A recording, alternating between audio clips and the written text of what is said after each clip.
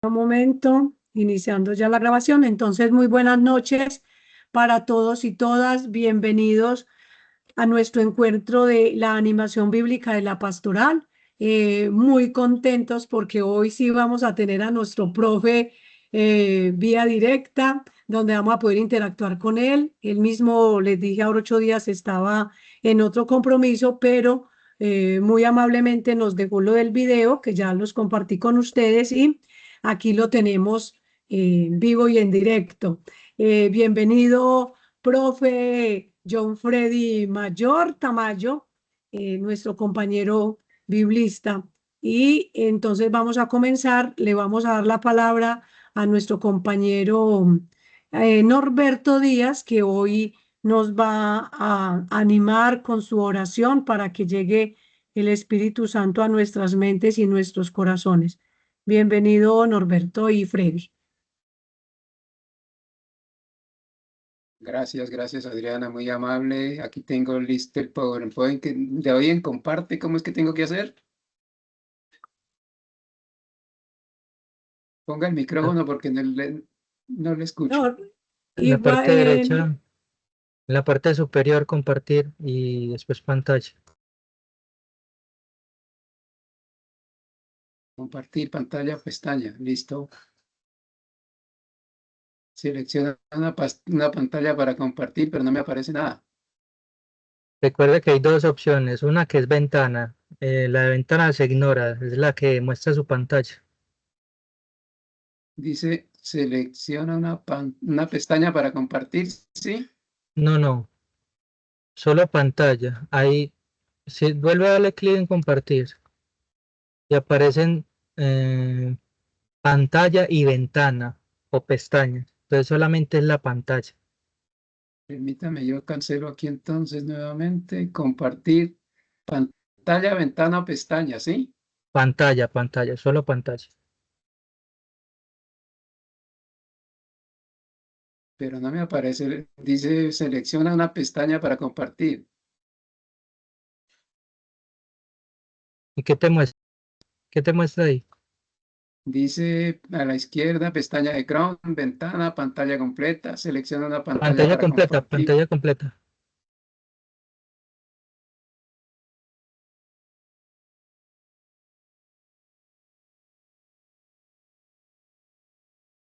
Pantalla completa nuevamente. Sí. Compartir, pero no me comparte nada. Sí, ya la vemos, ya la vemos. A usted la ve, yo no la veo. Pero nosotros sí vemos. y ahí está esa es la oración, mírenla ahí. Esa es. Por favor, ponla Listo, grande. listo, correcto. Entonces, iniciemos en el nombre del Padre, del Hijo y del Espíritu Santo. Amén. Pongámonos en manos del Dios de la vida, del amor, de la bondad y la generosidad para que este encuentro también nos ayude y nos fortalezca, nos ayude también a enriquecer nuestro conocimiento, que no se limite a ser únicamente un conocimiento, sino que sea de alguna forma un estilo de vida, una forma de vivir, que podamos siempre actuar para esa voluntad que Dios espera de nosotros. Digamos entonces, mira, Padre de bondad, que en tu nombre deseamos compartir la fraternidad.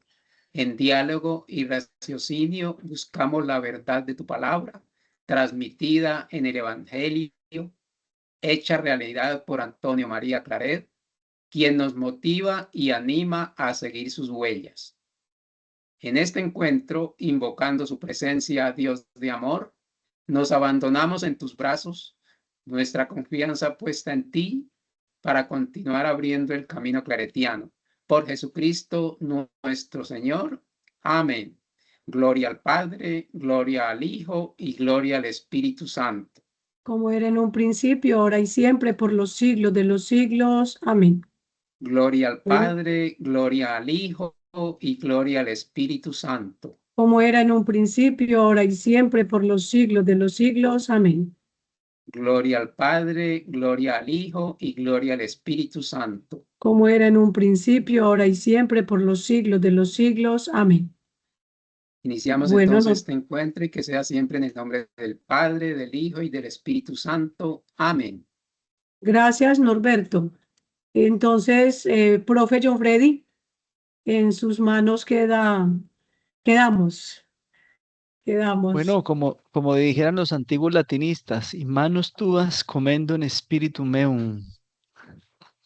Yo no sé Muy latín, bien, entonces, vamos entonces a iniciar, pues de nuevo un gusto poder saludar a todos los hermanos claretianos que se conectan a lo largo y ancho de nuestra bella América Latina. Sí, qué bueno unirnos en este espíritu, primero claretiano y segundo en torno a esta palabra de vida que, bueno, que anima, que alienta y que da la fuerza para continuar en este caminar. Como decía Norberto ahora, pues un gusto poder compartir con ustedes este espacio de 4 sesiones. Pues en la anterior no estuve aquí sincrónicamente, pero sí lo estuve presentes desde el primer momento en que empecé a grabar el primer minuto. Ya me di cuenta qué pasó hace 8 con la grabación, es que se partió en dos, Adriana. Entonces, claro, te compartí solo una, pero te voy a compartir la otra por si de pronto esto lo están convirtiendo a un formato tipo YouTube, que yo sé que lo hace muy bien allí el compañero de comunicaciones, y puede quedar las 4 sesiones completitas sin ninguna dificultad.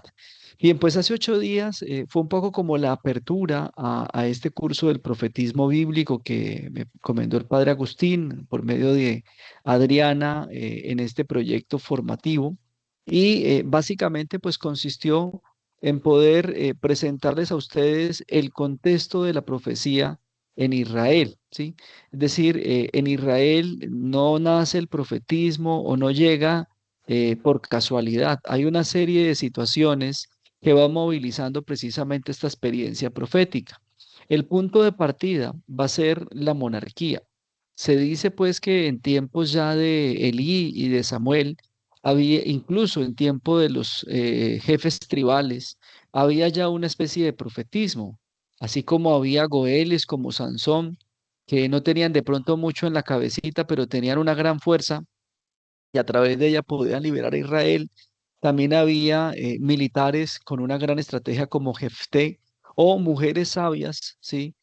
Como Débora, que se ponían debajo de una palmera para aconsejar y orientar a la gente y en especial a los jefes tribales. Es decir, ya desde en tiempos del goelazgo se puede hablar, o del periodo tribal, se puede hablar de goeles que ejercían la profecía, incluso para el Antiguo Testamento y puntualmente para la Torá, para el mundo judío, Moisés también es un profeta.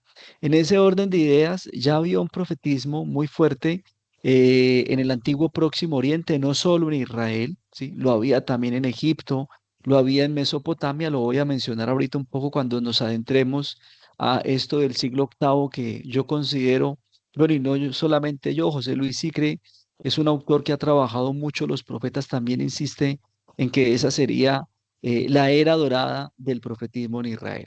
Pero va a ser la monarquía, ¿sí? Es decir, ya cuando Israel deje el modelo tribal y se adentre a una nueva forma de gobierno, que surge el profetismo en Israel. Y surge como una forma de crítica al poder. Y hay un poco también esto que yo les dejaba o les proponía como ejercicio inicial, sobre todo a partir de Primera de Samuel 8:1-2, y que se conoce como el texto en el cual se termina el periodo tribal y se da inicio a el periodo de la monarquía. Hay un texto de Alisa Winters que yo lo mencioné hace 8 días en la grabación, que yo creo que es clave para entender precisamente por qué esta renuncia o por qué esta solicitud, yo la pondría entre comillas, del pueblo a el profeta Samuel de que les dé un rey, es decir, que no quieren seguir bajo la tutela o la monarquía o el liderazgo de Dios. ¿Por qué es peligroso tener a Dios como rey? ¿Sí? Bueno, sin duda alguna que a Dios no se le puede sobornar, ¿sí? Y si sabemos que ya hay clanes que están renunciando a la identidad tribal, a los valores tribales como el año jubilar, como el año de la redención de deudas y demás, pues esto no le conviene a los clanes poderosos como al clan de la familia de Saúl o el clan de la familia de David. De ahí entonces, pues que ellos vean, sobre todo los jefes de clanes, que no es conveniente que Dios siga siendo un rey, es decir, Dios puede seguir siendo Dios, pero no el rey. que el rey lo represente a alguien, ¿sí? De hecho, un poco la pregunta que también hacía, ¿no? ¿Puede ser un rey imagen de Dios? Seguramente que es un asunto bastante complejo. Pero lo cierto es que llega la monarquía y con la monarquía, pues va a llegar el profetismo, ¿sí? Como una, insisto, una lectura, ¿sí? Crítica de las acciones del rey, pero también, como vamos a ver en el siglo octavo, ya no solo hacia el rey, sino también hacia el pueblo de Israel, porque el pueblo de una u otra forma también va copiando el modelo de sus gobernantes, ¿sí? Uno diría que es el pueblo el que moldea a los gobernantes. Desafortunadamente no, la historia ha demostrado es que son los gobernantes los que van moldeando al pueblo, ¿sí? Y desafortunadamente los pueblos o las sociedades van siguiendo esos ejemplos que terminan destruyendo proyectos de naciones enteras o incluso a veces poniendo en jaque a la humanidad. Este cuadrito básicamente pues recoge lo que es el proceso histórico de Israel, ¿no?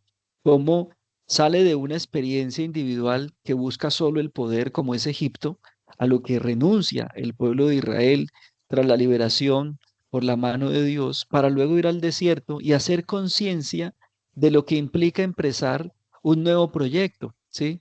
El desierto, como ya lo sabemos ustedes y yo, es el lugar de la conciencia, pero también es el lugar para darle muerte a ese proyecto de individualidad del poder para verse una experiencia comunitaria, como vemos en la imagen de arriba, estos niños formando un círculo en lo que se conoce como la metodología o la filosofía del Ubuntu, en donde todos se sienten parte de la comunidad y todos se preocupan por el bienestar comunitario. Pero luego Israel, desafortunadamente, pues va a salir de esa mentalidad comunitaria que había surgido producto del desierto y la experiencia de la alianza en el Sinaí y en Siquén para darle vida a la monarquía.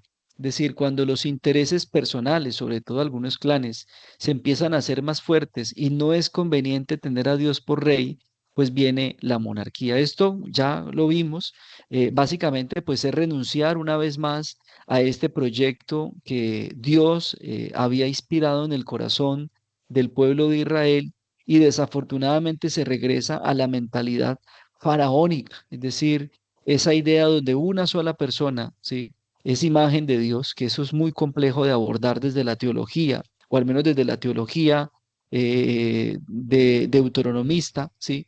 Desde la teología yavista seguramente es mucho más fácil porque la idea de Dios como rey, que es representado en otros, en humanos, seguramente puede ser muy fácil de interiorizar. Lo cierto es que esta vuelta a la figura monárquica y a la mentalidad faraónica también, es decir, donde una sola persona acumula el poder de todos, ¿sí? O representa incluso a Dios, pues sin duda alguna es bastante compleja, ¿sí? ¿Por qué? Bueno, porque finalmente en un pueblo que ha vivido casi 3 siglos bajo lógicas distintas, pensar entonces que hay un hombre o una persona o un clan que puede acumular todo ese poder es peligroso para el pueblo de Israel, sobre todo para pueblos que han ido experimentando una experiencia de vida comunitaria. Sin embargo, aunque esto se impone, porque realmente la monarquía es impuesta, ¿sí?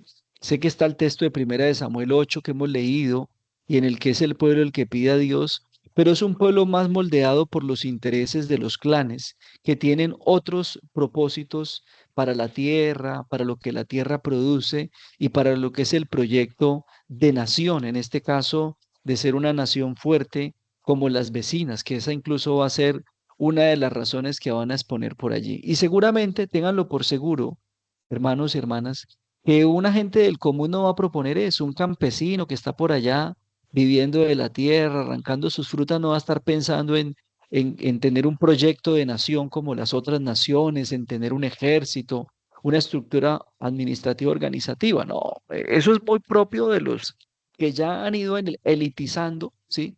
A los clanes y se están imponiendo ya como clanes fuertes y poderosos. En ese sentido, entonces, aunque se impone la monarquía, van a surgir unas semillas de resistencia, que yo denomino semillas de resistencia, que vamos a ir encontrando allí. Y van a ser esos personajes pobres, sencillos, campesinos, como Nabot y como otros, los que van a suscitar el profetismo en Israel. Sí, bueno, también hay que reconocer que esto es una gracia sin duda alguna de Dios que no quiere dejar desamparado al pueblo. Y allí es donde va a aparecer el primer profeta, que yo considero primer profeta, desligado de la corona, es decir, que ha roto, ¿sí?, sus vínculos con la corona, perdón, o que ha dejado de comer de la mano del rey. Y aquí es donde aparece Elías, ¿sí?, con tres intenciones muy claras. La primera, y yo creo que esto es fundamental del profetismo, es salvar la religión de Israel. Si Israel, dice el profesor Sicre, hubiese seguido por la línea de los reyes, seguramente que hoy ya no estaríamos hablando incluso del pueblo de Israel o que hubiese terminado ese proyecto de salvación ahí, porque la monarquía no representa los intereses de Dios ni el proyecto de Dios. Es un proyecto de una otra forma opositor al proyecto de Dios, como lo vamos a ver ahorita en el siglo octavo, incluso en el séptimo y el sexto. Por más que la teología de la corona, ¿sí?, que es una teología pagada por la corona, diga que David o que Saúl o que los otros reyes, ¿sí?, son escogidos por Dios, ungidos por Dios, que de hecho pues es una teología que viene del palacio, pues seguramente va a entrar en tensión con la teología eloísta o la teología deuteronomista, que van insistiendo en que el asunto no va por ahí.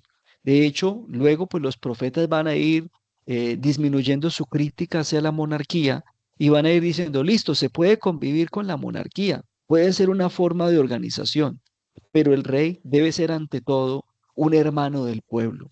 Si un rey logra ser hermano del pueblo, entonces es posible que pueda estar al menos respondiendo al proyecto de Dios. Pero lo que vamos a ver sin duda alguna después de David, con Salomón y con todos los reyes que van a venir, ¿sí?, va a ser un descalabro total para Israel que los va a llevar precisamente a la destrucción de su propio pueblo.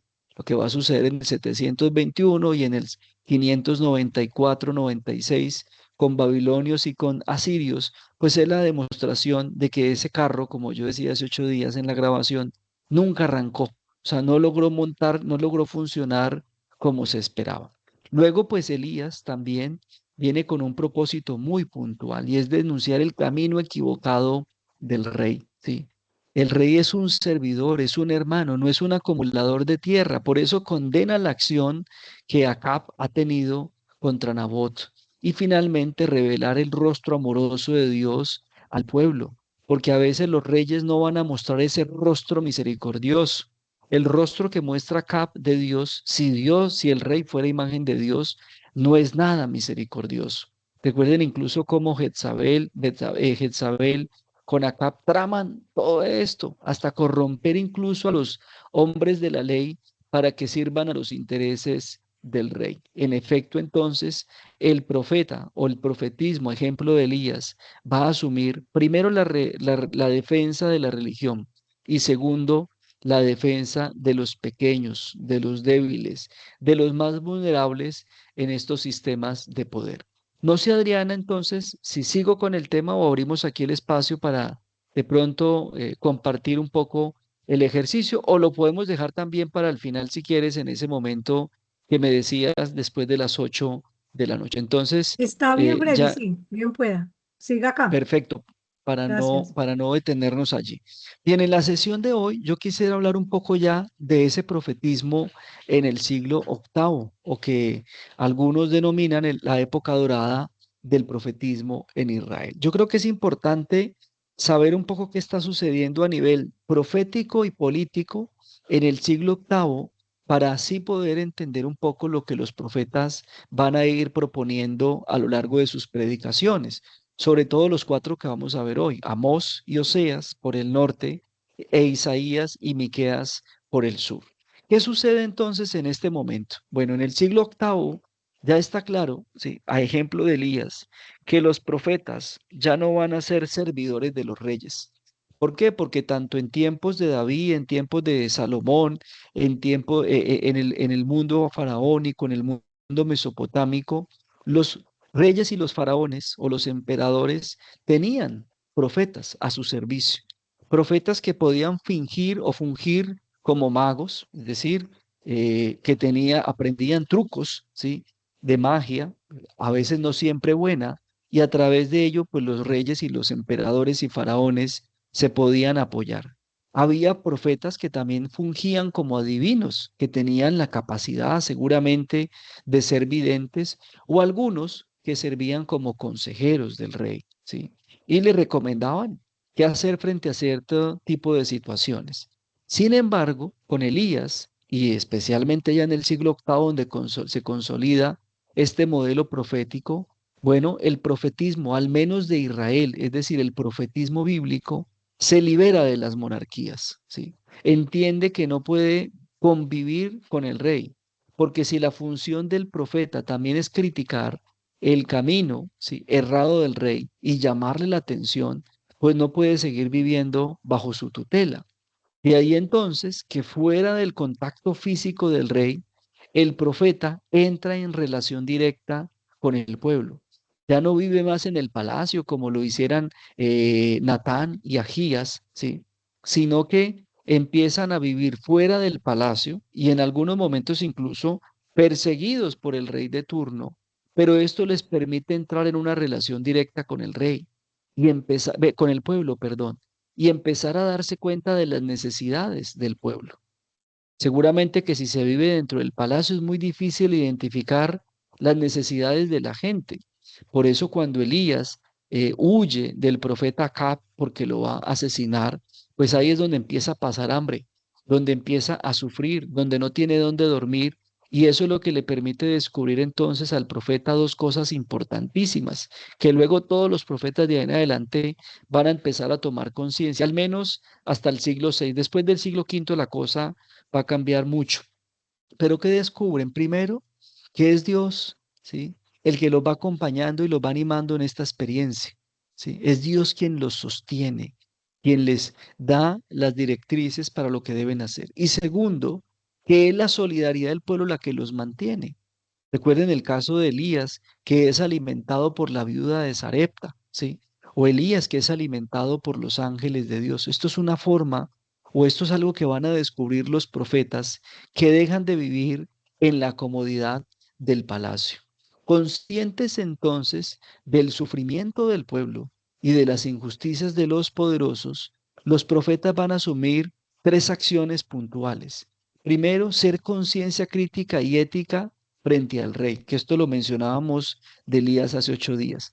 ¿Cuál es el principio sobre el cual se basan los profetas para juzgar la acción del rey o para llamarle la atención? La alianza, ¿sí? Recordándoles todo el tiempo que hay una alianza. Y en esa alianza los pueblos, los clanes se han comprometido, o las tribus, a cuidarse entre sí, a apoyarse, a considerar especialmente a los más débiles y vulnerables. Cuando alguna acción del rey o de los poderosos no camina por ahí, el profeta tiene que salir a predicar, que es lo que vamos a ver ahorita en los 4 profetas de esta noche. Segundo, también, como va a suceder en el siglo octavo, emitir juicios y llamarle también la atención al pueblo, porque también el pueblo va a empezar a copiar estas formas de comportamiento, estos deseos de poder que no son benéficos. El profeta tendrá que llamarlos a que realicen acciones éticas, ¿sí? Que no pueden dejarse corromper.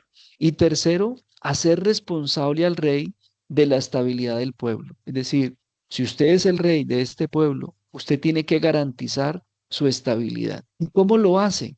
Va a decir el profeta, confiando en Dios y no en sus estructuras de poder o en sus alianzas con otros reyes vecinos, que es lo que le va a pasar precisamente a Israel. Eso a nivel profético. Estamos viendo ya una nueva generación de profetas en el siglo octavo que se distancia del palacio del rey y esto les permite entrar en una relación más directa y cercana con el pueblo. Y a nivel político, ¿qué ocurre? Es importante conocer esto porque precisamente son estos cambios políticos o estas situaciones políticas las que influyen de una u otra forma, expresadas también en el discurso de los profetas o en la profecía de los que vamos a trabajar hoy y la próxima semana. Bueno, muy importante señalar que a nivel político, los asirios se han convertido en el nuevo imperio que está cerquita ahí de la provincia o de la península, en la provincia de Palestina, que está dividida en este momento ya por los reinos del norte y del sur. Esto hace, ¿sí?, bajo el liderazgo de Tiglat-Pileser III, ¿sí?, que Samaria y Jerusalén queden sometidas, no destruidas, pero sí sometidas, al menos desde el año 760 aproximadamente.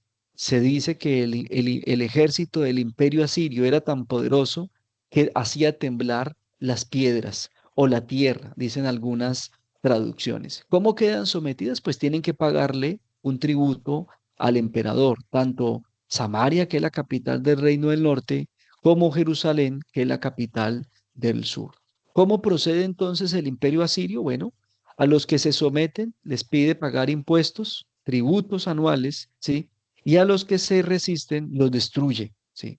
Esto es lo que va a suceder precisamente en el 722, cuando el reino del norte de Samaria, incitado por el rey de Jerusalén, se levanta, ¿sí?, en guerra contra el imperio asirio, buscando una alianza con Damasco, pero finalmente es destruido y esto lleva a que el reino del norte desaparezca, al menos de la jurisdicción política de la provincia de Palestina. También en este tiempo se va a tener origen la guerra sirio-efraimita. Es curioso que los efraimitas, que eran vecinos o familia de los asirios, pues terminen enfrentados, instigados por los reyes del norte y del sur de Israel. Bueno, ¿qué sucede ante esta situación de sometimiento, que no siempre es fácil? Es decir, estarle pagando tributos a los emperadores no es nada fácil porque muchas veces cada año van incrementando sus pagas. Recuerden que en este tiempo los tributos eran con oro, plata y con mujeres o con esclavos, ¿sí? Y pues uno no quiere estar todo el tiempo sometido. Estos eran como, este era el Banco Mundial de la época, ¿sí? O eran los potencias de hoy, funcionaban así, ¿sí? A través de, no de préstamos como sucede hoy, pero sí a través de tributos. Bueno, por allá en el 760 y luego en el 740 el reino del norte busca rebelarse, haciendo alianza con Damasco y confiando en lo que se conoce como los falsos profetas, ¿sí? Esto es sumamente riesgoso para Asiria, para el reino del norte, pero haciéndole caso al reino del sur, los de Jerusalén, se rebelan, pero a mitad de camino, los del reino del sur, digamos que no los traicionan, pero no cumplen su palabra, ¿sí? Y esto hace entonces que el reino del norte quede sometido o quede en manos de los asirios y luego sean destruidos y deportados. Aquí es donde va a tener origen el pueblo samaritano, lo que hoy conocemos en la Biblia como los samaritanos. ¿Por qué? Porque los asirios, ¿sí?, van a mezclar a los de Samaria, a los del reino del norte, con los suyos, y esto no va a ser bien visto por los del sur. Luego también, pues Judá, que tiene intenciones de liberarse del yugo asirio, pues cuando ve lo que sucede en el 722 con el pueblo, con el reino del norte, se detiene y decide seguir pagando los tributos respectivos, ¿sí? Es importante señalar que la forma como procede el imperio asirio va a quedar muy bien registrada en el libro de Amós, que es el primer profeta precisamente del que nosotros vamos a hablar hoy. Es decir, entonces, teniendo en cuenta un poco el panorama que aparece aquí o que nosotros podemos identificar precisamente en este contexto, es que es posible identificar o luego poder entender un poco mejor lo que los profetas nos van a ir mostrando a nosotros a lo largo de su ejercicio profético, sobre todo en el siglo VIII, ¿sí? Déjeme aquí que por estar mostrando algo cometí un errorcito aquí, pero ya lo subsano y por eso vuelvo a la presentación. Perfecto, listo. Bueno, entonces, el primer profeta que nos vamos a encontrar aquí nosotros en el siglo VIII es el profeta Amós. Es de los primeritos que va a surgir. Este es un profeta, ¿sí?, que es duro, ¿sí?, con el reino del norte. Curiosamente, él es del sur, ¿sí?, pero se viene a predicar al norte, ¿sí? Esto es muy curioso, ¿no? que siendo del sur de Judá, termine predicando en el norte. Esto no quiere decir que los del sur sean muy santos y los del norte sean muy pecadores. No, no, no, nada de eso, ¿sí? En efecto, los del sur son igual de perversos, como lo vamos a ir viendo ahorita, que los del norte. La predicación de Amós, que la vamos a encontrar, ya les voy a decir, permítame, yo recuerdo, en 9 capítulos, ¿sí? Es sumamente fuerte, ¿sí? Él va a predicar sobre todo en templos y en santuarios, ¿sí?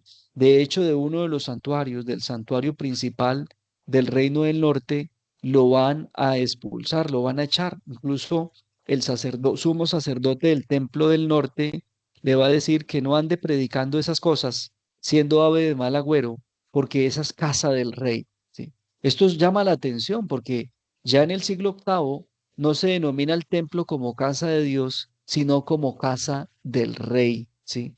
Esto también va señalando que en este momento son los reyes los que están tomando el control también de la religión, que recuerden fue lo que quiso hacer David y Salomón también en su momento.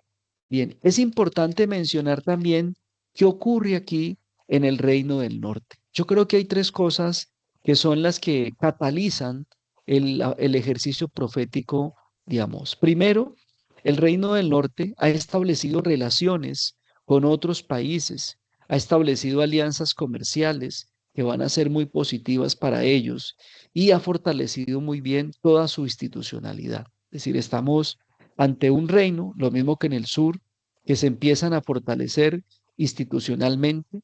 Estas relaciones internacionales empiezan a favorecer sobre todo la prosperidad económica de los reinos, empiezan a convertirse en reinos pequeños pero poderosos. Lo otro que sucede también junto con el tema de la prosperidad económica es que también se empieza a agudizar la brecha entre ricos y pobres, ¿sí? Como ya no hay alianza tribal, sino que hay un rey con el que se puede negociar más fácil que con Dios, pues ya ellos sienten, sobre todo los clanes que se empiezan a hacer ricos, pues que no tienen un compromiso tan fuerte con los pobres o con los clanes menos favorecidos. Incluso aquí empiezan a surgir ya terratenientes que el profeta Miqueas, por ejemplo, va a denunciar fuertemente y que consideran que es la causa principalmente de las injusticias sociales en Israel. Curiosamente, esa prosperidad económica no es buena para todos, porque esto agudiza más la brecha entre ricos y pobres. Y la otra situación que también es muy compleja en tiempos de Amós, y lo va a hacer también en el Reino del Sur, es el avivamiento religioso. Hay una fuerza religiosa impresionante. Empiezan a edificarse santuarios en las ciudades principales, se empiezan a crear santuarios rurales, sobre todo en las partes agrícolas, ¿sí? El yavismo y el baalismo están compitiendo, sin duda alguna, también en estos contextos. Y hay un avivamiento religioso muy fuerte, tanto que el profeta Amós va a decir que, que esa grasa, que esos olores, que esas vacas que se consagran o que se sacrifican a Yahvé, no le agradan, ¿sí? A Dios. De hecho, el capítulo 5 yo considero precisamente que es la clave de este discurso profético de Amós, ¿sí? Es clave leer el capítulo 5 porque nos ayuda a entender precisamente el hastío que le genera a Dios y lo dice a través del profeta, este avivamiento religioso que para el profeta Amós, y lo mismo va a decir Isaías, es un falso culto, ¿sí? Es una experiencia religiosa o es una falsa espiritualidad que no lleva a nada. ¿Qué va a decir el profeta Amós? Y que ustedes van a encontrar en estos 5 capítulos, 9 capítulos que les invito a leer en 1 hora y media, bien leído o incluso menos, usted puede leerse este pequeño librito. 5 cosas que son claves precisamente en la profecía de Amós a partir de este contexto que estamos describiendo. Pero primero, el profeta va a desmentir la teología de la corona, es decir, esta teología que sustenta que el rey es representación, es imagen de Dios. ¿Y por qué lo va a decir? Sí. Bueno, porque esa bonanza económica que está trayendo al país en ese momento, ese fortalecimiento institucional, no beneficia al pueblo, solo beneficia a los poderosos. Por eso Amós desmiente esa teología de la corona y dice que ni la bonanza económica ni el fortalecimiento institucional son bendición de Dios. Creo que este es un llamado interesante también hoy a nosotros, a nuestro contexto actual, en el que a veces ciertos gobernantes nos quieren vender la idea, ¿sí? De que son mesías o que vienen a salvar al mundo, no solo a sus países, sino al mundo y que vienen a poner orden. Amos va a decir, no, eso no es cierto. Eso que la teología de la corona defiende como bendición de Dios, no es bendición de Dios, ¿sí? Porque lo que yo quiero, va a decir precisamente Dios a través del profeta, ¿sí? Él no quiere sacrificios, ¿sí? Ni cosas exageradas. Él quiere personas o un pueblo que lo busque de verdad, ¿sí? Un pueblo incluso que no lo tiene que buscar en Betel o en Gilgal o en Berseba, mencionando aquí los templos principales del reino del norte, ¿sí? No, Él quiere, ¿sí? Él quiere que lo busquen de verdad, con el corazón. Por eso el capítulo 5, sin duda alguna, se convierte precisamente en la clave de este profetismo. De hecho, luego, ¿sí? Va a decir el profeta más adelante en el capítulo 5 que un culto sin justicia no es un culto de verdad. Y por eso el punto 3 va a declarar falsa y maligna esa riqueza. Pero sigamos al punto 2. Otro aspecto importante que va a mencionar el profeta Amós en su predicación es la denuncia hacia ciertas prácticas de la sociedad que no son éticas, o más bien que son antiéticas y que van demostrando, en efecto, la podredumbre en la que está cayendo la sociedad. La falsedad de los jueces, dice el profeta, jueces que tuercen el derecho, ¿sí? La podredumbre de ese culto que no da testimonio de la justicia, la injusticia de los ricos que venden incluso hasta el pobre por un par de sandalias, que le demoran el salario a los trabajadores o que explotan sus tierras, la falsa seguridad religiosa, la gente que cree que por ofrecer vacas y toros cebados ya está ganándose la gracia de Dios, ¿sí? De hecho, el profeta va a hablar de las vacas de Bazán, ¿sí? De estas mujeres de los hacendados que se llenan o se jactan de ser muy solidarias porque dan migajas a los pobres que trabajan la tierra y que son los que producen el dinero. La falta de solidaridad entre el pueblo. Miren que es por primera vez un profeta, en este caso Amós, no solo se va a ir en contra de la corona, sino también que va a denunciar las prácticas de la sociedad que no son éticas, que no dan cuenta precisamente de la solidaridad entre hermanos. Tercero, va a declarar falsa y maligna la riqueza, porque una riqueza que no genere bienestar para todos, sino opresión e injusticia, como lo describe el mismo profeta, no es una bendición de Dios. Eso es una riqueza falsa, es maligna lo que va a decir el profeta. Se le sirve no a Dios, sino al Dios Mamón, ¿sí? Al Dios del dinero, donde el dinero pasa a ser lo más importante.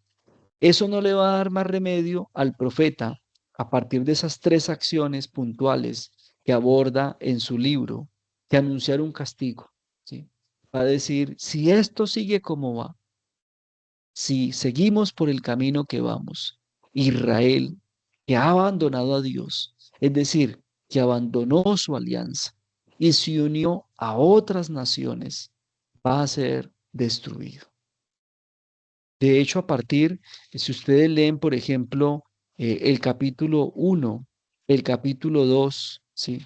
Y parte del capítulo, y todo el capítulo 3, ustedes van a encontrar todas las denuncias que el profeta hace, no solo a Israel, sino a otras naciones, a Damasco, a Filistea, a Fenicia, a Edom, a Amón, a Moab, a Judá, ¿sí? Y luego se va contra Israel, ¿sí? Y finalmente contra el resto de las tribus de Israel.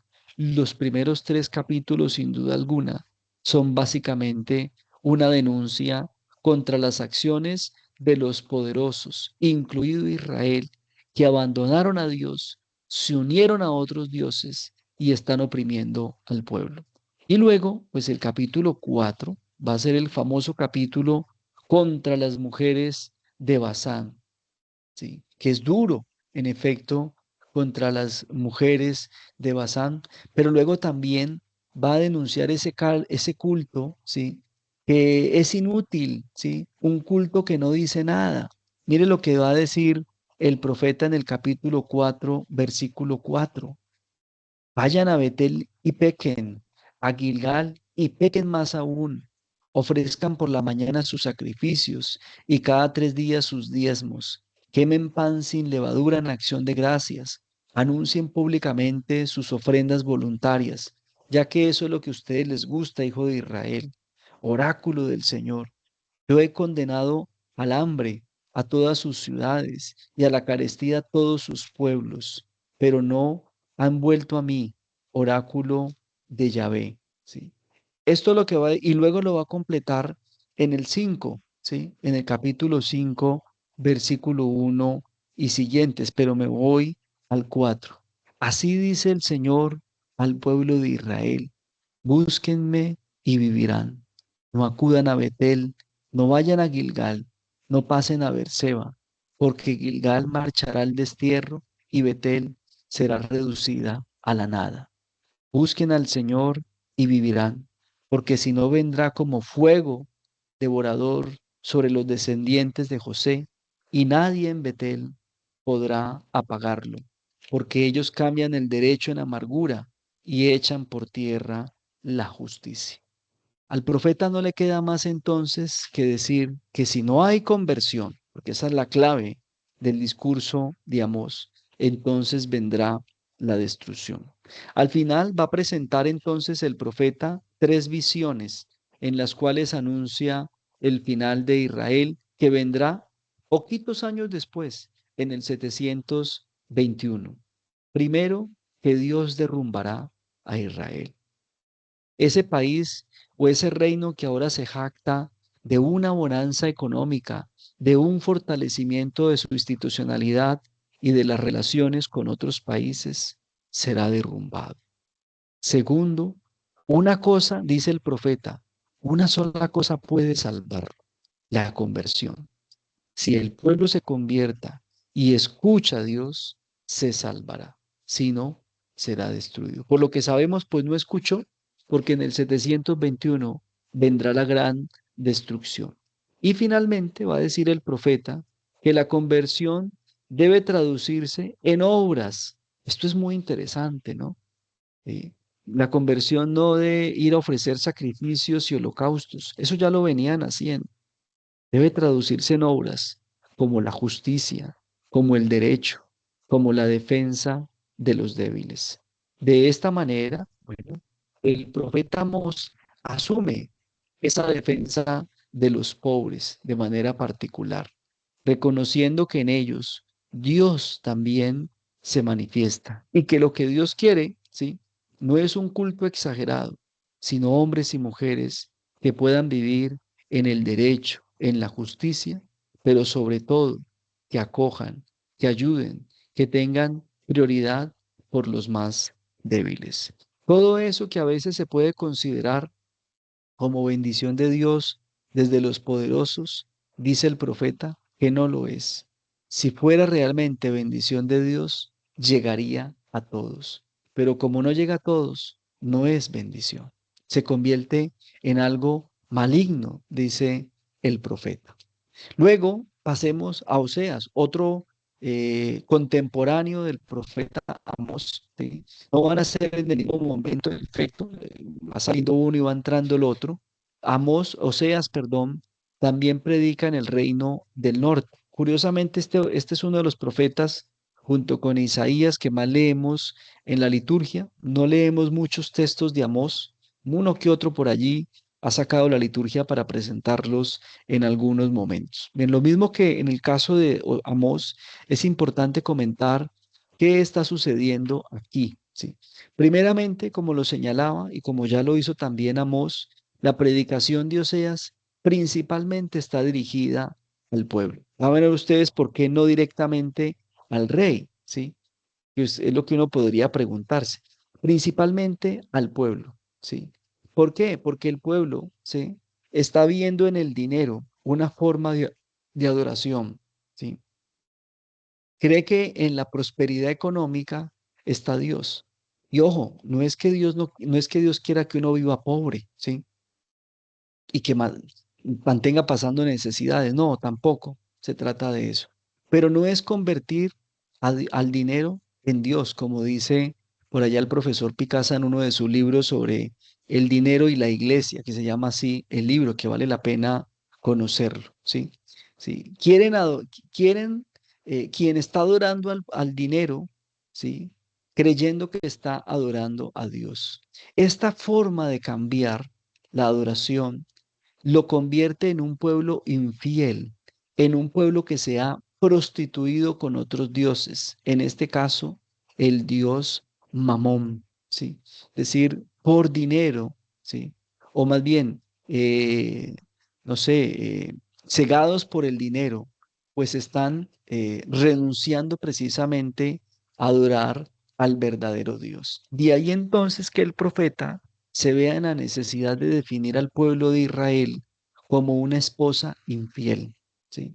Disculpen aquí de pronto que el profeta, para las hermanas que están aquí, mujeres, pues que el profeta haya utilizado esta figura, pero en la teología profética, ¿sí? El pueblo siempre es traducido o entendido como una mujer o como una madre. En el caso de Amós, bueno, pues Amós va a criticar y va a cuestionar al pueblo, ¿no?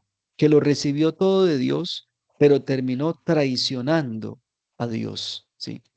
Cuatro cosas claves en el discurso profético de Oseas, ¿sí? Ya lo decía entonces, bueno, que el profeta va a insistir en que el pueblo se ha alejado de Dios, vive para sí mismo y para darse sus gustos en sus placeres. Si leemos el capítulo 4 de las vacas de Basán, por ejemplo, de las mujeres de Basán, en Amós, seguramente podremos también entender muy bien esto que el profeta Oseas está comentando, ¿sí? Un pueblo que se alejó de Dios, que vive para dar para sí, para satisfacerse en sus placeres.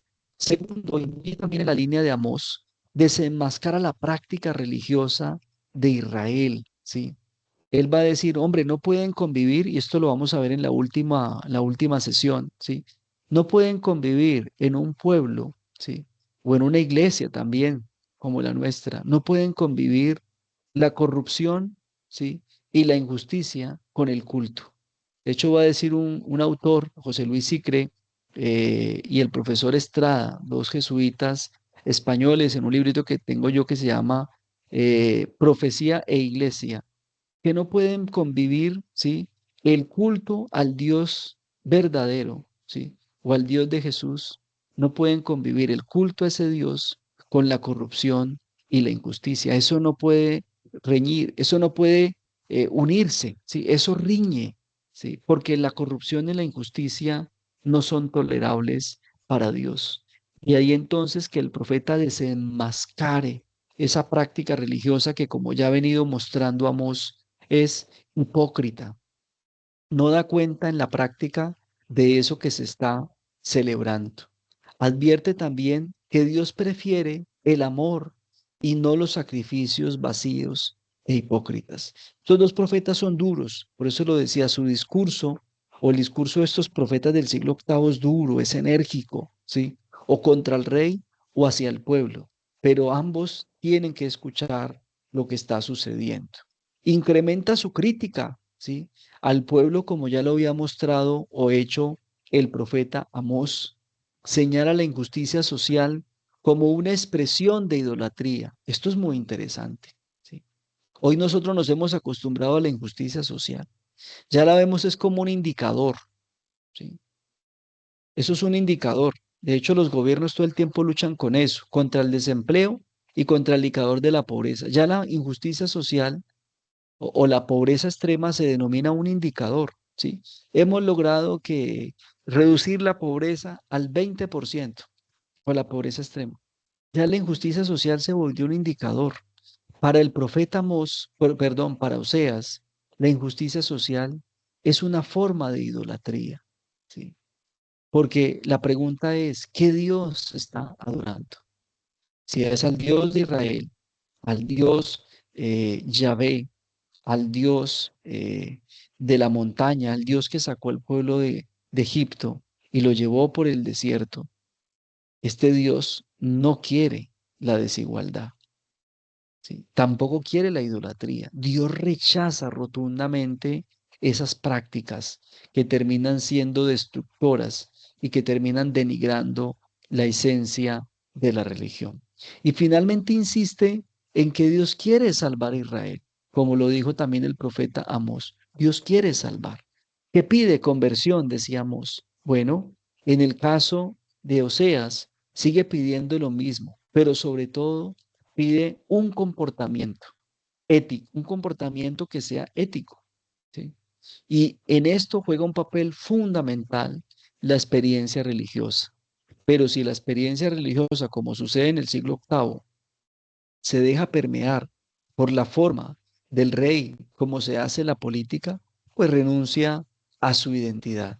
Por eso Amós en su momento le dijo al sacerdote del templo principal de Samaria que lo que hacían ahí no le agradaba a Dios. Y el sumo sacerdote no le quedó más remedio que decirle, váyase, no diga eso aquí, esto es casa del rey, ¿sí? Bueno, Dios quiere salvar a Israel, dice Oseas también, pero sus esfuerzos son inútiles porque Israel no quiere convertirse. Es decir, no quiere cambiar esa forma de idolatría por una forma de comunión. Por tanto, entonces, la destrucción le va a llegar al pueblo de Israel. ¿Sí? De hecho, tristemente, tanto Amós como Oseas estuvieron insistiendo en esto todo el tiempo de su predicación. Conviértanse y vivirán. Dejen esta forma de vivir. No confíen en las relaciones políticas.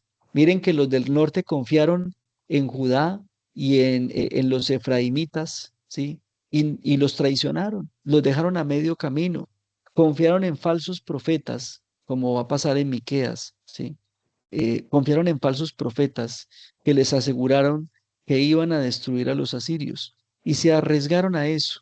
No hicieron caso a los profetas, como tampoco va a hacer caso el reino de Judá en tiempos de Jeremías al profeta Jeremías y van a terminar destruidos, como una forma precisamente de confirmar que Dios los quería salvar, pero que ellos no hicieron caso de ese anuncio que se les señaló pidiéndoles conversión. Y voy al segundo momento de la sesión. Espero poder alcanzar a Dianita, ¿sí? Un poco para hablar del profeta Isaías y del profeta Miqueas. Quiero precisar que en este momento voy a presentar todo Isaías rápidamente, pero me voy a enfocar más en el primer Isaías, que es el Isaías del siglo octavo. Ustedes saben que hay un Isaías en el siglo séptimo, casi sexto, y otro Isaías por allá entre finales del siglo sexto y el principio del siglo quinto, que es lo que conocemos como la escuela isaiana, que tiene tres momentos que están muy bien definidos precisamente en el libro de Isaías. Bueno, Isaías y Miqueas son los profetas del sur. ¿Cuál es la situación? Conozcamos un poco ese ambiente porque esto nos ayuda a entender mucho mejor a los profetas cuando los estamos estudiando, cuando los estamos leyendo. Bueno, la situación política, social y religiosa de Judá no es distinta de la del norte, ¿sí? Hay bonanza económica, fortalecimiento de la institucionalidad, hay culto espectacular en Jerusalén. De hecho, recuerden que la vocación de Isaías se da en el templo, ¿sí? Pero la vocación que se da de Isaías va efectivamente yendo en contra de esa forma de culto que hay en Israel. De ahí entonces que el mensaje de los profetas del sur se concentra en denunciar dos situaciones muy puntuales. Primero, las injusticias contra el pueblo y del pueblo para el pueblo, ¿sí? Que es lo primero que van a denunciar. O sea, hay injusticias del rey hacia el pueblo, pero también dentro del pueblo se están adoptando esas prácticas injustas de la monarquía y están empezando a ser injustos entre ellos mismos, ¿sí? que esto es a lo que no podemos permitir. Hoy que se nos habla tanto a nosotros desde la sociología, ¿sí? Y la psicología, que no sigamos los discursos de odio de los gobernantes, pues nosotros también entramos en esa lógica. Y vaya problema que usted comente algo en redes sobre su filiación política o su gobernante favorito, ¿sí?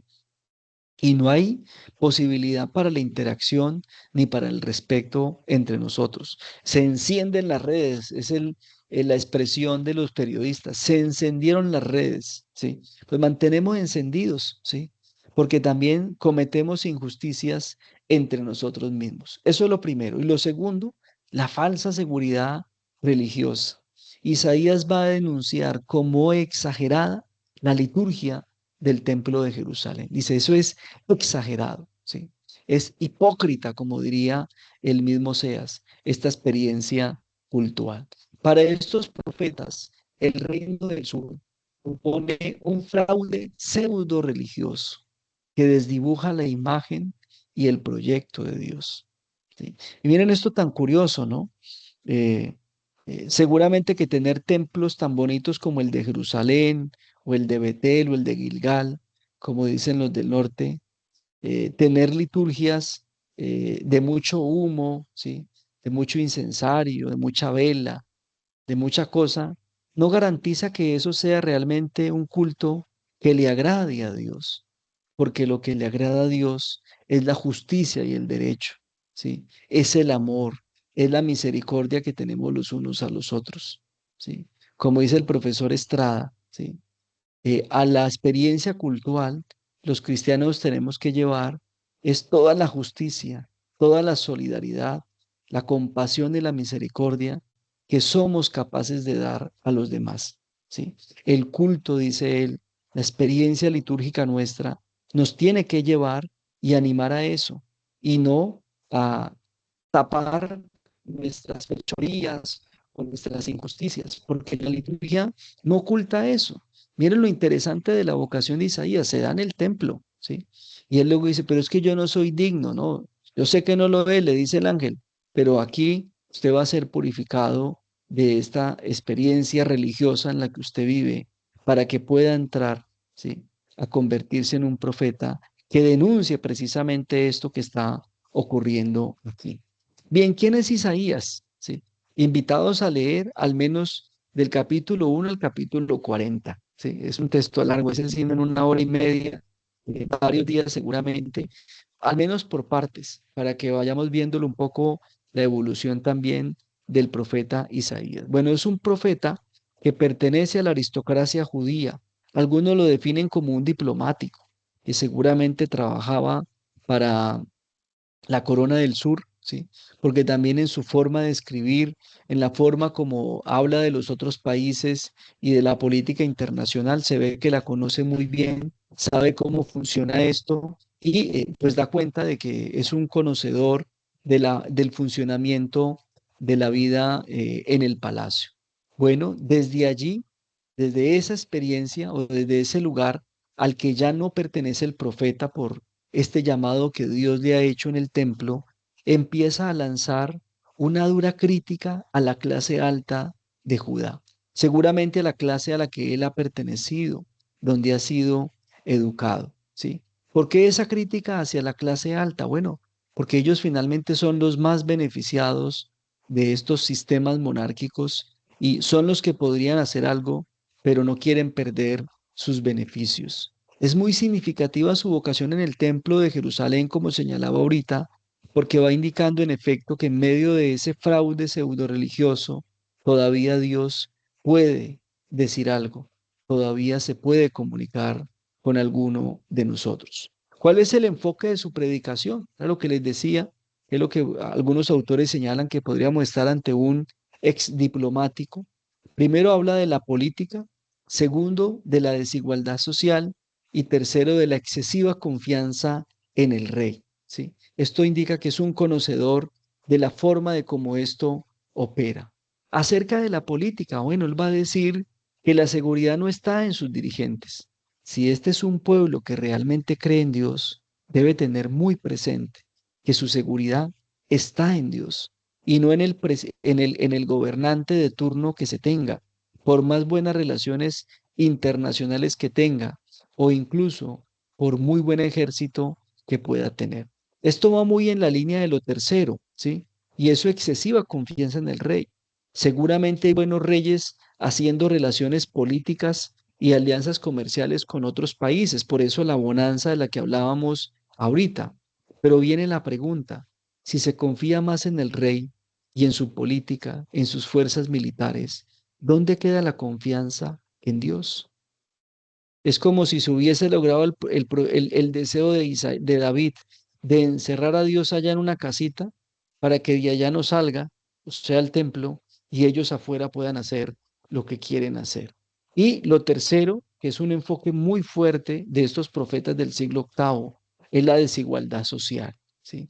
Como hace una crítica fuerte a la clase alta, pues va a denunciar el lujo, el orgullo, la codicia y la injusticia de los más poderosos en la ciudad de Jerusalén.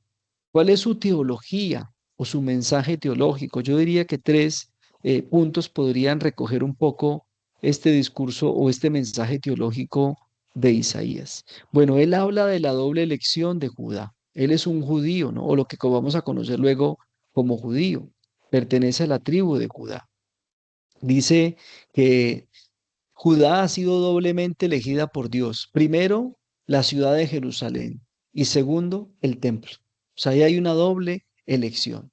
Pero también va a decir este profeta, ¿sí?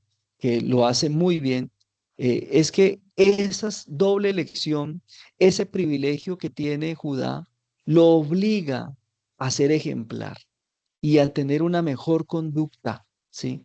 A actuar con coherencia ante la ley, ¿sí? Judá tiene una doble elección, la ciudad, el templo, y al mismo tiempo también tiene otra ventaja, ¿sí? Y es todo lo que tiene que ver un poco con el sentido teológico de la dinastía davídica, ¿sí? Decir, hay muchas razones, va a decir el profeta, o al menos tres razones, por las cuales Israel tiene una doble elección, ¿sí? Pero eso no es para jactarse, eso no es para hacer lo que le plazca. Eso, dice el profeta, es lo que compromete a Judá a ser ejemplo ante las demás tribus y le exige una conducta recta en la cual esta monarquía, este pueblo, tiene que ser veedor, guardián de la alianza. No hacerlo, pues es ir en contra precisamente de eso a lo que Dios los ha llamado. Bien, yo cerraría aquí el profeta Isaías y ya Adriana nos dice si alcanzamos a ver a Miqueas o no, ¿sí? Que es el último profeta. Yo diría que es importante destacar algunas ideas clave del ministerio profético, al menos del primer Isaías, ¿sí? Y luego un poco mirar también esto del profetismo mesiánico que Isaías va a recuperar muy bien, ¿sí? Cuando nos empieza a hablar nuevamente del Mesías. Bueno, acerca de algunas ideas claves del ministerio profético de Isaías, es reivindicar la santidad de Dios. A mí siempre me ha llamado la atención esto, ¿sí? Porque Isaías quiso reivindicar la santidad de Dios. ¿Cómo así? Es que en algún momento se cuestionó que Dios fuera santo. Yo creo que el profeta y la escuela profética se está anticipando a algo, ¿sí? Una cosa que se vendía muy bien en este tiempo y luego hasta el siglo sexto era que Dios vivía en Israel y de entre todos los lugares de las tribus de Israel había escogido una tribu, Jerusalén. Y de entre todos los lugares de Jerusalén había elegido uno, el templo. Y de entre todos los lugares del templo había elegido el santo santuario. Es decir, ¿sí? La santidad de Dios estaba en el templo. Y a partir del templo, pues toda la ciudad era santa también. Pero ¿qué vemos en la ciudad? ¿Qué están denunciando los profetas? Los profetas están denunciando injusticias sociales, están denunciando hipocresía, falsos cultos, etcétera, etcétera. Bueno, el profeta va a decir, oiga, esto que estamos haciendo nosotros como pueblo y como monarquía no le quita la santidad a Dios, ¿sí? Esto no le daña la esencia a Dios. Por eso es muy importante saber cuál es la verdadera imagen de Dios dentro del tiempo de la monarquía. porque podemos confundir a Dios precisamente con esto que los reyes están mostrando. Entonces, para este profeta es clave la santidad de Dios, ¿sí? El pecado del rey y del pueblo no dañan la esencia de Dios, que hoy también vale la pena, ¿no? Que lo recuperemos en la iglesia. El pecado, ¿sí? O las malas acciones que vamos a tener en la iglesia no daña la santidad de Dios, no daña su esencia de amarnos por encima de todas las cosas. Segundo, va a hablar de las consecuencias del pecado. Para él el pecado, ya sea social, ¿sí? O religioso, individual o colectivo, trae consecuencias, ¿sí? Habla también de la necesidad de un castigo, lo mismo que Oseas, ¿sí? Me pregunto, como una forma de corrección, todavía no está claro para los estudiosos y Isaías hablaba del castigo como una forma de corrección o como algo que ellos veían venir a partir del comportamiento de Israel y de la forma como se estaba actuando. Y finalmente, lo mismo que Amós y Oseas, anuncia o trae un mensaje de esperanza y de salvación. Pero pareciera ser que Isaías se anticipa al destierro y señala que el castigo vendrá, pero que después del destierro Israel volverá a resurgir, que aquí viene la famosa profecía, ¿sí? Del capítulo 55, que es bella, en la cual pues empieza a expresar todo esto, ¿no? Que vendrán de otras naciones a rendirle culto y adoración al Dios de Israel por lo que él ha hecho y demás. Y un aspecto también importante de Isaías es que rescata el sentido del profetismo mesiánico, ¿sí? Isaías anuncia la venida del Mesías, pero de un Mesías diferente al de los reyes en Israel, ¿sí? Él habla de un Mesías que no se parece a un rey, pero que es un rey, ¿sí? Y esto es muy interesante porque por eso es el profeta que más leemos en el tiempo del Adviento, porque él está anunciando un Mesías. Recuerden que en hebreo Mesías es el Mashal, el ungido, prácticamente, ¿sí? Lo mismo, Mesías es Cristo en griego, el ungido, ¿sí? Y los reyes se ungían, pero ellos no eran reyes ejemplares. Este Mesías que viene, aunque no se parece a un rey, es un rey, ¿sí? Que traerá lo que los otros reyes a lo largo de la historia de Israel no pudieron dar. Será un Mesías que va a traer la paz y la justicia a Israel. Por eso él habla del año de gracia. Esto es muy interesante, ¿sí? De hecho, estoy preparando ahorita unas conferencias para compartir en enero en Ecuador con la diócesis de Loja sobre la esperanza en la Biblia. Yo la quiero trabajar desde Levítico, desde Isaías y desde Lucas, porque allí yo veo una transversalidad de la esperanza que va pasando como norma en el Levítico, que va pasando luego a esperanza o a promesa profética en Isaías, para luego convertirse en una esperanza escatológica en Lucas, cuando Jesús anuncia el año de gracia del Señor. Va a decir finalmente sobre el Mesías que su reinado estará libre de temor y de opresión. Será un reinado, ¿sí? No como el de los otros reyes, ¿sí? Pero será un reinado libre de todo esto. Por eso Jesús no vino a condenar. Jesús vino a reparar todo lo que estaba dañado. Y especialmente, como insisto yo, cuando veo los evangelios, a restaurar las relaciones entre nosotros que estaban dañadas. En cada curación de Jesús, en cada milagro de Jesús, yo veo una restauración de una relación, ya sea entre las personas o entre las personas y Dios. Pero Jesús vino a restaurar esas relaciones que nos impedían de una u otra forma acercarnos a Dios. Adriana, ¿me dices si sigo con Miqueas o lo dejamos para dentro de 8 días? Siga con Miqueas. Hágale. Bueno, terminemos entonces aquí con Miqueas. Pues esto es un paso rápido, ¿no? Es una hora para ir viendo un poco los profetas, por eso lo organicé un poco de esta manera, al menos para tener una idea general, ¿sí? De lo que es el movimiento o el profetismo bíblico en Israel. Bien, Miqueas, el otro profeta del sur, son 4 profetas en este siglo, 2 del norte, 2 del sur. Bueno, sin duda alguna que Miqueas viene de un contexto rural, conoce muy bien la dinámica del campo. Algunos pueden decir que o era un campesino o un pequeño agricultor, que conocía muy bien cómo funciona esto del campo, de las cosechas, y también conoce las injusticias de los terratenientes. Recuerdo precisamente que hace unas semanas tuvimos el Evangelio del administrador astuto, ¿se acuerdan? Sí. Bueno, yo compartía ese domingo el estudio bíblico con el Verbo Divino en Quito, precisamente ese domingo que me invitaron, y yo destacaba un poco esto, ¿no? Como el tema de los terratenientes, ¿sí? De los grandes dueños de las tierras, en Israel fueron constituyendo una de las grandes injusticias de la sociedad de su tiempo, hasta el tiempo de Jesús, que hoy no es extraño, ¿no? Hoy también nosotros tenemos en nuestros países grandes terratenientes, ¿no?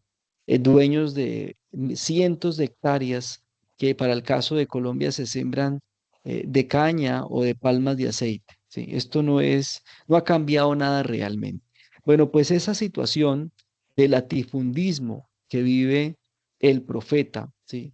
Donde los grandes terratenientes rurales son dueños de la tierra, ¿sí? Y someten a los campesinos a trabajar para ellos, a veces por migajas o a cambio solamente de vivienda, comida y protección, como funcionará luego el medioevo con el feudalismo. Bueno, pues esta situación es la que aviva la vocación del profeta.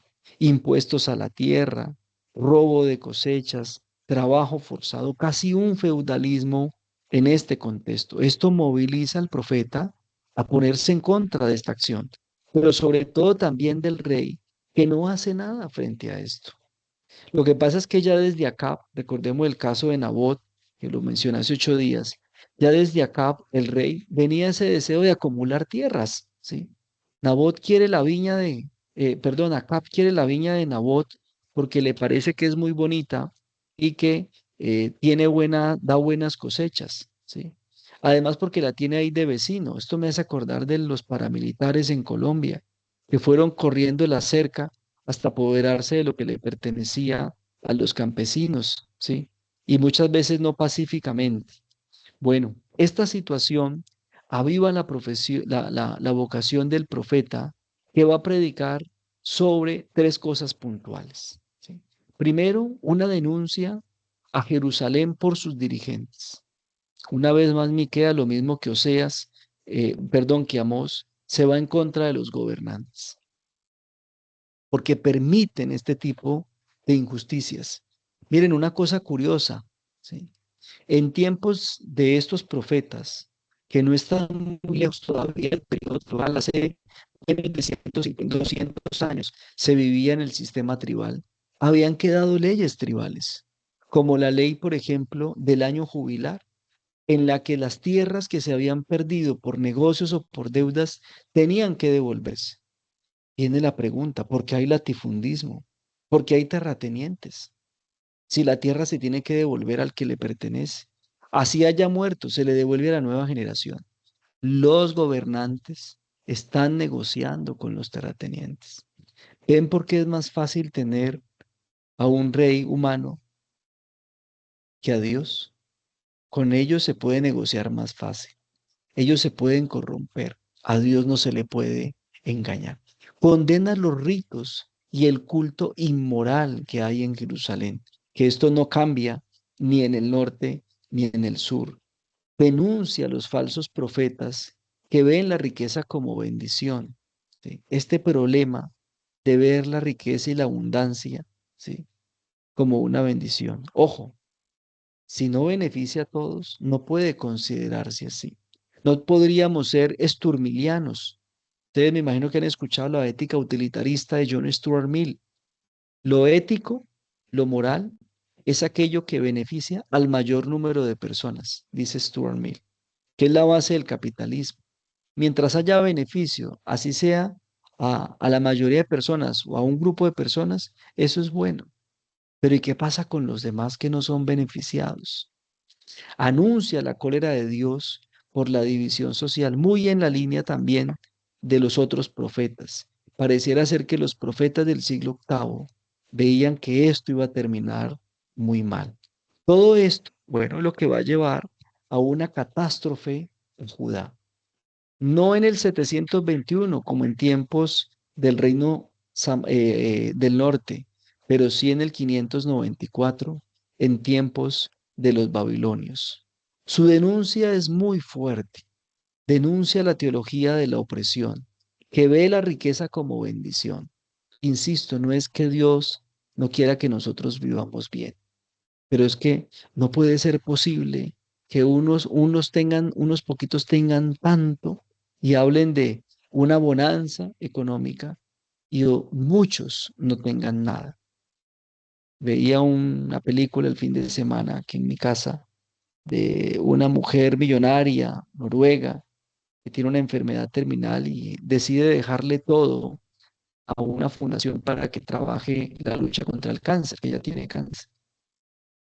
Y una periodista que la está entrevistando le pregunta, ¿y usted por qué hace eso? Dice, porque siento que es una forma de devolver algo de lo mucho que le hemos quitado a los demás. ¿Sí? En algunos momentos los poderosos son conscientes de que le han quitado a muchos para poder acumular. Bueno, para el profeta, terratenientes, autoridades, militares, jueces, es jueces, no jueves. Hoy es jueves, pero aquí son jueces. Y el clero, sí, han convertido al pueblo en una víctima por todos esos desmanes que tienen contra ellos. Finalmente su mensaje, el profeta va a decir en la misma línea de los otros, que Dios no va a dejar morir a su pueblo, lo va a salvar. Pero esto es interesante, que no lo dijo Isaías. En 66 capítulos lo va a decir Amós. Dios va a salvar a Israel, pero le va a quitar la bendición a Jerusalén y se la va a dar a Belén. ¿Sí? Por eso, como dice, cuando le preguntan a Herodes, ¿y dónde nace el niño? Pues dicen los profetas que en Belén. ¿Sí? La salvación, dice Miqueas, vendrá después de un periodo de purificación.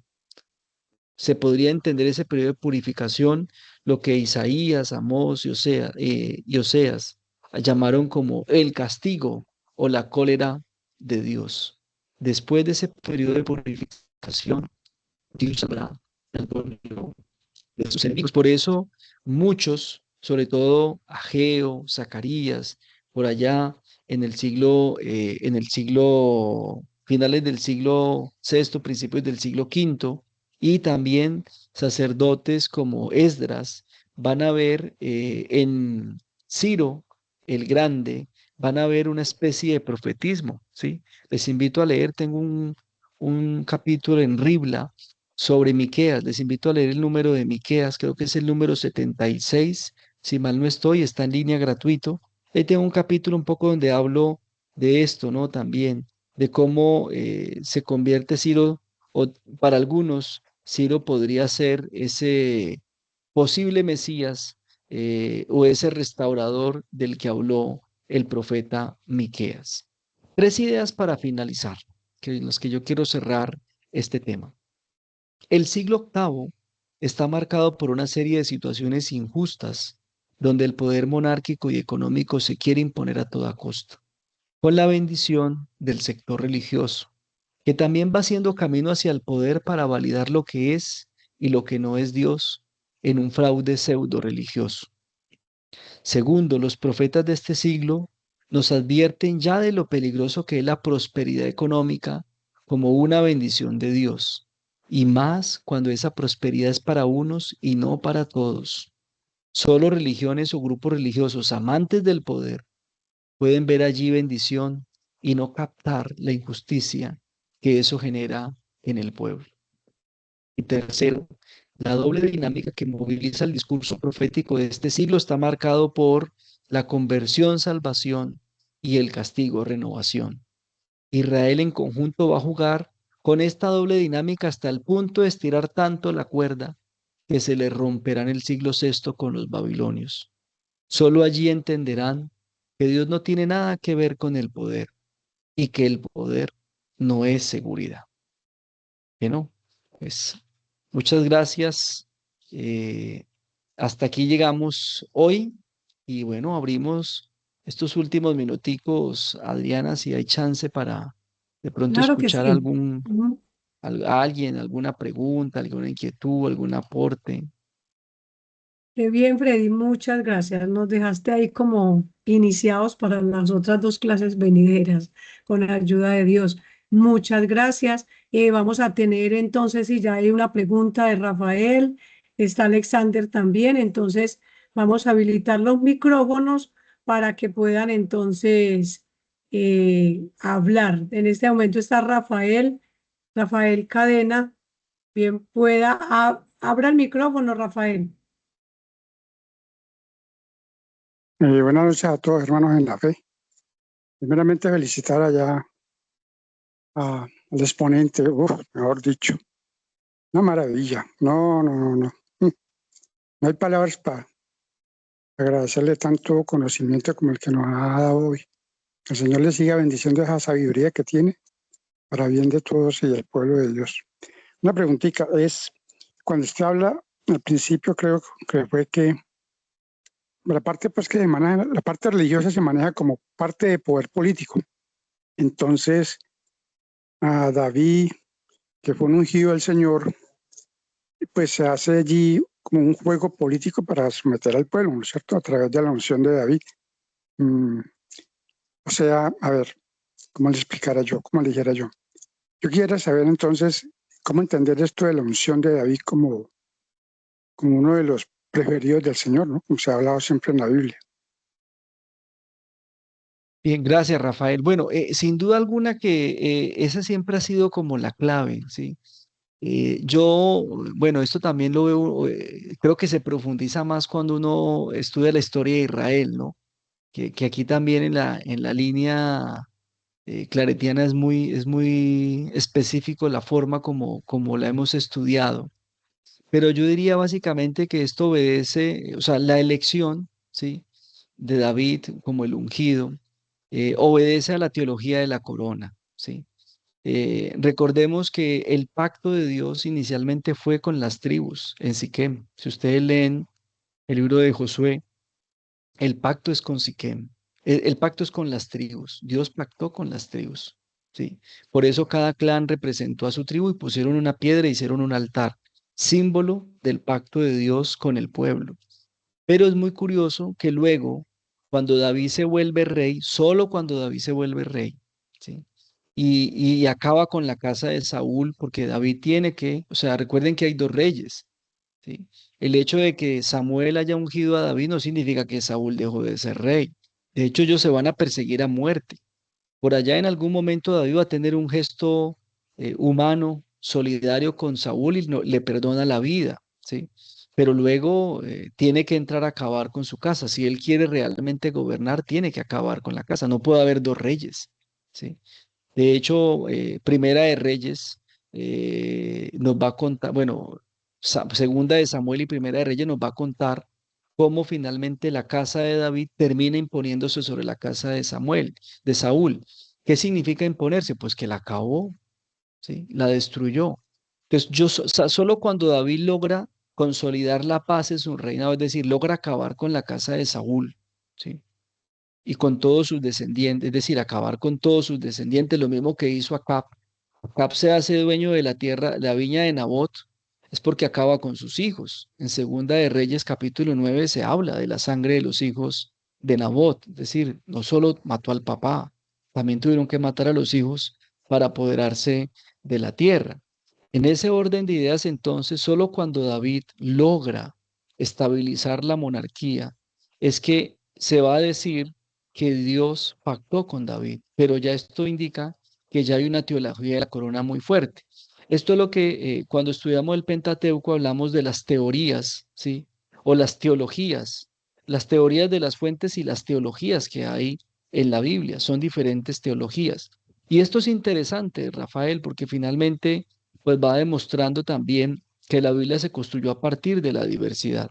Por eso cuando uno lee, pues tiene que leer muy delgadito, conocer muy bien ese contexto que hay detrás de, para mirar entonces dónde, como dice el profesor Juan José Tamayo, vemos esa palabra de Dios que se está revelando como salvación y de pronto no esa palabra que puede confundirnos y traernos algo complejo. Yo sé que para nosotros en nuestra fe y nuestra espiritualidad, David es el descendiente de Jesús y lo es en efecto, ¿sí? El Nuevo Testamento lo dice, los evangelios, Jesús viene de la casa de David.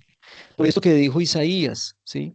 De que el profeta mesiánico y también lo que señaló Miqueas, de que Dios ya no pactaba o no le quitaría la bendición a Jerusalén y se la daría a Belén. ¿Y de dónde viene David? David es de la casa de Belén o viene de la ciudad de Belén. Todo esto, sin duda alguna, también hace parte, Rafael, para cerrar allí, de cómo se da la historia de la salvación, ¿sí? Yo digo que la historia de la salvación no es lineal, tiene unas subidas y unas bajadas, y a veces incluso unas líneas tan torcidas que uno no logra entender, pero en medio de eso se fue dando la experiencia de salvación, porque es también la forma como los que vivieron en esta experiencia, que hicieron parte del pueblo de Dios, fueron entendiendo a Dios desde lo humano, porque a Dios se le capta desde lo humano, no desde arriba, se le capta desde aquí. Y a veces nosotros también lo podemos captar de una manera distinta, pero eso también es la riqueza precisamente que el texto bíblico nos va mostrando. Está el Bien, Alexander, profesor Alexander Núñez de Venezuela. Buenas noches. Muy buenas noches, de verdad, disfrutando del discurso didáctico de John Freddy. Y bueno, ante todo, un gran saludo como hermanos en Jesús de poder compartir esta experiencia con ustedes. Mi pregunta va dirigida específicamente partiendo de una premisa. En estos últimos expresiones que has dado, he podido notar la tipología de clases, ¿no? Y esa tipología de clase en esos altos y bajos de los que tú nos has dicho muy bien para poder llegar a la salvación y para poder llegar a Dios, pues pudiéramos hablar de que se ha vivido una visión dialéctica para poder llegar a este final o a esta conclusión de alguna manera en cuestión de la salvación, a partir de la palabra, pues, de estos profetas del siglo VIII. bueno, sin duda alguna, yo creo que vamos a ir pasando por eso. De hecho, desde el profetismo del siglo VIII, o empezando incluso con Elías, a hasta llegar incluso a los últimos profetas, ¿sí? Daniel, aunque Daniel es del siglo VI, finales del siglo VI, lo que pasa es que se retoma mucho tiempo después la profecía de Daniel para iluminar un poco esta situación que se está viviendo con el imperio macabeo, ¿sí? O con la guerra, perdón, con la guerra macabea y sobre todo con los seleucidas que van a ser tan fuertes con el pueblo de Israel, ¿sí? Entonces yo creo que desde Elías hasta Daniel, que aparece normalmente como el último, lo que vamos a encontrar es eso, ¿no? Un discurso o una acción en la cual se nos invita a ver a los profetas, a ver a Dios primero y su programa de salvación en los profetas, ¿sí? En esos profetas que son testigos, que son testimonio, ¿sí? Ahora, esto no significa que no se pueda ver la presencia de Dios también en algunos momentos de otra índole, ¿no? En la monarquía o en la vida del pueblo, ¿sí? Seguramente que por ahí también algo de lo de Dios o de este proyecto salvífico va a ir emergiendo, porque a Dios tampoco lo podríamos reducir solamente al escenario profético. Ahora, que la profecía sea mucho más fuerte en el Antiguo Testamento que otras cosas, sin duda alguna que sí.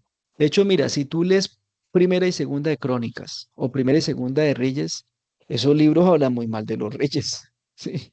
Casi todos dicen, tal rey hizo lo que no le agrada a Dios, mejor dicho. O sea, es que todos, o sea, todos realmente, como yo digo, fueron un descalabro, pero en medio de eso se fue fraguando esta historia de salvación también. Y allí también empieza a emerger esto, ¿no? Como entre aciertos y desaciertos vamos captando, insisto, esa presencia de Dios y vamos viendo esa Perfecto. experiencia de salvación que se nos va ofreciendo. Gracias, Alexander. Muchísimas gracias. También está Rafael por aquí, Rafael Armando.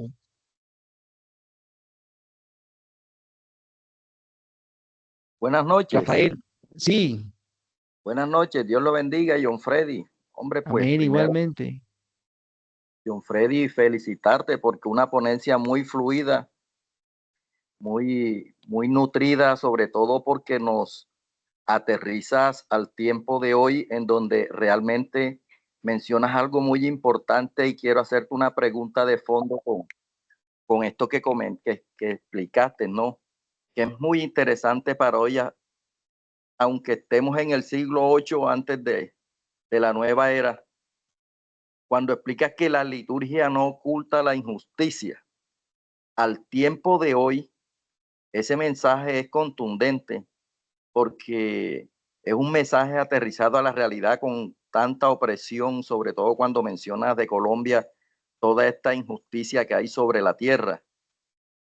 Ese mensaje, yo diría que la pregunta de fondo es, ¿qué está haciendo hoy la iglesia para en esta parte social de derechos, de injusticia que se está cometiendo con el pueblo? ¿Cómo se trabajaría de la mano en esta parte? O sea, ¿qué se está haciendo? Porque es que realmente estamos viendo la injusticia y como tú mencionas algo muy importante, todo se está convirtiendo en unos índices y cada vez la pobreza se incrementa más podríamos decirlo que con esta parte ambiental que es el tema mundial de hoy día. Entonces, mi pregunta es, porque es que yo alcanzo a mirar en muchas partes que la iglesia no está tan de mano con la política de un país, con el gobierno que debe de estar de turno en cualquier caso, ¿sí? Porque es que hay muchos departamentos de Colombia que tienen mucha injusticia social. Yo diría que se le debe poner bastante el pecho a esto en la parte que tú dices de la liturgia no oculta la injusticia. Muchísimas gracias. Con gusto, Rafael. No, pues mira, yo creo que así como en Israel, sí, el profetismo salvó el yavismo, yo creo que lo que salvará siempre el cristianismo, la iglesia, ha de ser su profetismo. Por eso creo que nosotros vamos teniendo profetas a lo largo de la historia. Aquí hemos tenido a Monseñor Romero de América, a San Romero de América, ¿sí? Hemos tenido a nuestro querido hermano claretiano, Pedro Casaldáliga, ¿sí? Y tantos hermanos y hermanas que hoy desde diferentes lados de la iglesia, a veces desde el episcopado, desde los presbiterios, ¿sí? Desde la vida laical, han intentado recuperar ese sentir profético, ¿sí? Aquí en la comunidad claretiana, a Norman Pérez, ¿sí? En Bogotá también, catequista. De hecho, yo les invito a leer, pues qué pena, no es propaganda de uno, ¿no? Pero si uno lo hace y lo puede compartir, hay un artículo que acabamos de publicar con unos colegas de la Javeriana y la Universidad Católica de Cali sobre el lugar de la escritura de la Biblia en el tiempo del estallido social, que denominan aquí estallido, que se denomina estallido social en Colombia, ¿no? Y conversamos con 5 comunidades que, bueno, que nos compartieron su experiencia de cómo precisamente esa lectura en clave liberadora es la que anima a ponerse del lado del pueblo en los momentos, a veces incluso poniendo el pellejo por delante, ¿sí? Poniendo la vida por delante. Yo creo que el profetismo es lo que poco a poco va, en ciertos momentos, va salvando esta experiencia de fe nuestra, que a veces se va acartonando tanto y que va encontrando seguridades, como decía el profeta Miqueas, donde no las hay, ¿sí? Yo creo que por eso es muy importante volver a Evangelium Gaudium del Papa Francisco, ¿sí? Una iglesia en salida puede que se estrelle, pero conoce la realidad. Pero una iglesia encerrada se enferma, ¿sí? No se da cuenta qué está ocurriendo afuera, ¿sí? Ahora, dice el Papa, si vamos a salir, tenemos que saber cómo vamos a salir, ¿sí?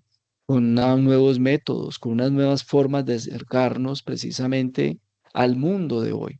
Pero yo creo que a una cosa que no podemos renunciar nosotros nunca es al sentido profético de nuestra vocación cristiana. Recuerden que somos sacerdotes, profetas y reyes. Todos estamos en esa vocación. Por eso, como Norman Pérez, un catequista, o como Casaldáliga, un obispo, y como otros, o como Álvaro Ulcue, aquí en el Cauca, sacerdote, o el padre Tiberio, en Trujillo, todos estos hermanos, ¿sí? Bueno, menos Pedro, el hermano Pedro, como le gustaba que lo llamaban, ¿sí?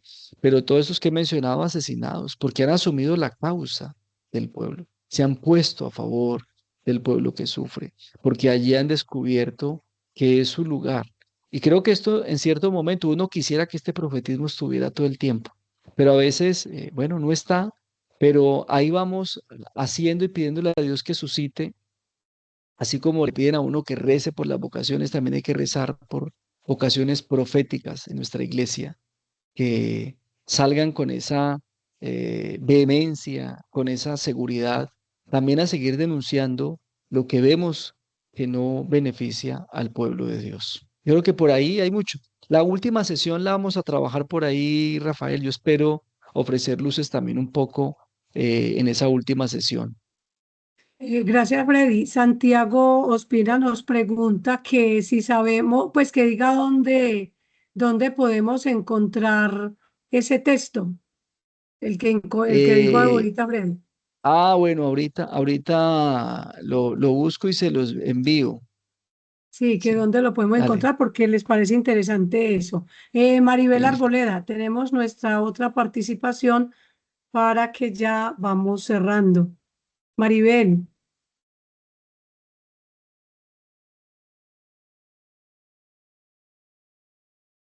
Maribel, puede abrir el micrófono. Aló, buenas noches.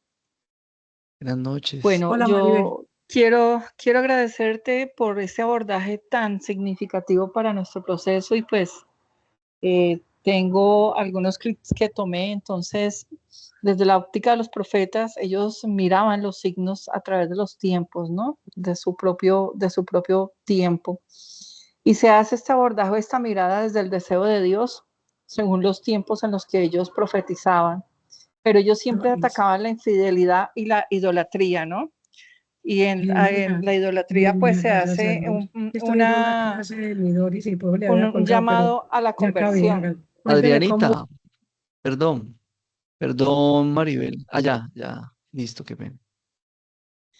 Entonces, bueno, retomo. Ellos siempre atacaban eh, la infidelidad y la idolatría. Entonces, ellos de la idolatría decían que siempre hacían un llamado a la conversión y los procesos de conversión son la defensa de los débiles para que puedan salir de los procesos que los sumergen en cualquier contexto, pasado, presente y futuro. Creo que eso es lo que va a dar un poquito de dignidad a la condición humana. También tomo lo que tú dijiste, que a Dios le agrada el amor, pues somos amor y en esencia y presencia, ¿no? En cualquier contexto. Y siempre se hace la denuncia de la desigualdad, pues desigualdad veíamos en tiempos pasados y la vemos en este momento con todo lo que estamos viviendo. Entonces, lo que ellos denuncian no está muy lejos de nuestra realidad a lo que realmente estamos viviendo en este momento. También dijiste algo muy importante, que Jesús vino a reparar, ¿no? Esa reparación que se hace desde esos procesos de conversión donde no solamente tenemos la esencia y la presencia, sino la razón de ser de sentir y de existir para poder profesar esa fe. Y la denuncia de la teología de la opresión. Tomo estos puntos como importantes y te quiero dar las gracias por el abordaje que nos has dado. Mil gracias, que Dios te siga bendiciendo y el Espíritu Santo te siga iluminando para que nos sigas aportando en todos estos procesos. Muchas gracias. No, con mucho gusto. Qué buen resumen, Maribel. Me alegra eso tan juicioso que ha hecho. No, gracias a usted por sus palabras. Gracias. Bueno, y a todos, hermanos, gracias por esas palabras tan agradables. Motivan para seguir aquí acompañando esta experiencia de formación bíblica. Bueno, como sabe Adriana, como sabe Padre Agustín, y por aquí veo al Padre Pedro en él, que lo saludo también. Un abrazo fraterno, cercano, que hace rato no nos vemos. Pues aquí seguimos acompañando esta experiencia y siempre en esa disposición de colaborar en lo que más podamos. Y bueno, qué bueno saber que se está llevando esta experiencia de formación semestralizada a nivel de América. Yo creo que es muy, muy valiosa. Disfrútenla. Y bueno, nos vemos entonces la próxima semana, si Dios quiere. Feliz noche, Dios les bendiga. Bueno, qué pena yo cerrar, no sé, Adrianita, que está allí Gracias, gracias. recibiendo otra cosa. Solamente, Freddy, lo que quisiera era que nos abriéramos las cámaras. El aplauso para Freddy, muchas gracias. Y las cámaras porque necesitamos la foto para la evidencia. Exacto. Es lo que siempre quedamos. Yo, Freddy, usted entonces nos regala igual esta presentación, ¿cierto? Sí, yo Sí, se nos las voy a dar regala. al final, Listo. cuando termine la cuarta sesión, te la mando y por Perfecto. ahí tengo unos textos que les puedo recomendar también de profetismo para que los puedan también sumar. ¿Listo? Gracias, mi Freddy. Entonces esperamos las cámaras para poder tomar la fotico de la evidencia para eso. Vamos a tomarla con esta, que no, igual no están como todos, pero qué bueno fuera que todos estuvieran ahí, pero con estos tenemos. Entonces, gracias a todos la participación, Freddy. Gusto en haberte vuelto a ver, pero igual dentro de 8 nos volvemos a ver. Se me cuidan Claro, mucho, Dios me los igualmente. acompañe y muchas gracias Hasta por la luego. participación. Chao, suerte. Chao. Chao. Espere que estoy deteniendo acá, deteniendo la grabación. Aquí.